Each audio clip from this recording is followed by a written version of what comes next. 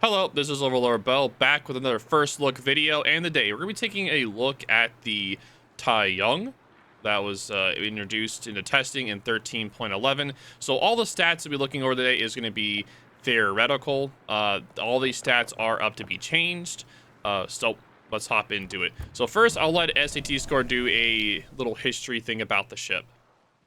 Well, it's more like hypothetical history. So in War Games Alternative Universe, Taihang is a Japanese A140J3 design, aka Iwami, and assumed Japan built it in the 1930s. After they lost World War II, the ship was then transferred to USSR and then modernized with the Soviet armament. And then in the 1950s, the Soviets transferred the ship to the PROs, the People's Republic of China, their navy.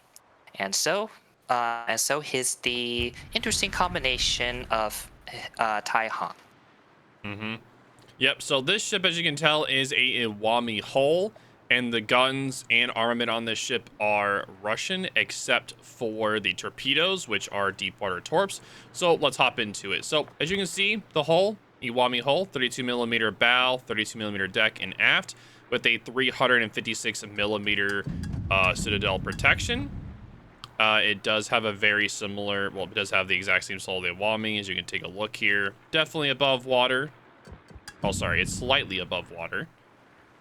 So be careful there showing your broadside to the enemy, or you're going to be in a lot of trouble. For the survivability, you have a 80,700 HP pool. That's about average. Is that that's about average for a tier 9 battleship? About average, right? Slightly higher, I think. Oh, okay. Nice, nice. That's pretty good. That's pretty good. And the 37% torpedo protection is really nice, too. That's really good. 37% torpedo protection, that's really nice. So, good protection overall for this ship. For the guns, this thing has Slava guns. So, the further away you are, the more accurate you are. So, think of this ship as a tier 9 Chinese copy of the Slava, and that is how the guns are going to be operating. The further away you are from the ship, the more accurate the guns are to be, and the closer you are, the less likely less accurate they're going to be.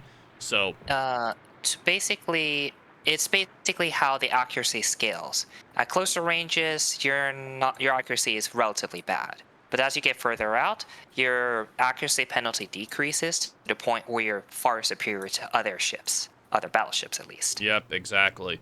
So this ship has 5,800 damage for the HE shells, and has a 13,250 max damage for the AP shells, with an 830 meter second air time for the shells. And you do have a 23.1 kilometer range. The ship does not come with a spotter plane. It only comes with a DCP and a heel, so you cannot increase that unless you build for it in the 6th slot, which I'm not going to be recommending. The secondaries on this ship are, don't even look at them. They don't look at the secondaries. They are non-existent. So for the torpedoes, you do get deep water torpedoes that can only hit cruisers, battleships, and carriers. They are 10 kilometers, do 17,000 damage. Yeah, and they have about a 2-minute reload. These torpedoes are legit legit last-ditch effort emergency torpedoes. If you're rushing somebody, that is what they are used for. They're not going to be used for kiting, none of that.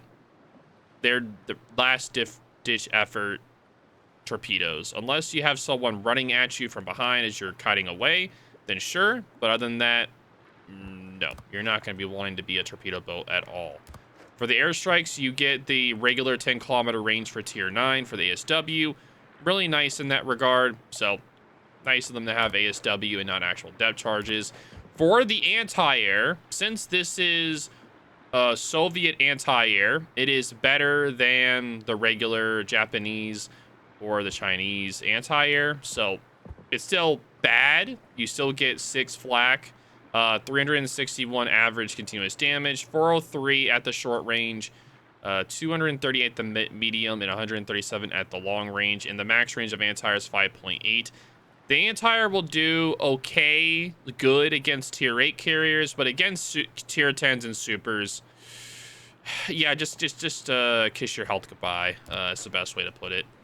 For the maneuverability, max speed is 29.6 knots, which is including the Sierra Mike speed flag, which that's pretty. It's okay. It's not that bad, but like you're not getting anywhere quick. So yeah, you just gotta be aware where you position theoretically, or you're gonna be suffering. The turning radius is pretty tight for a battleship, though. 880 meters. That's not bad for a battleship. Rudder shift time, though, is 17.1 seconds. That's average for a tier 9 battleship. So turning radius, great. Speed is good. It's okay. For the concealment, when you build into it, is 13.7 kilometers. Smoke detection is 16.9, which isn't really going to matter. And your aerial detection is 10.5. Concealment is pretty average for tier 9 battleships. So everything else is pretty much standard for a tier 9 battleship, going off of those stats.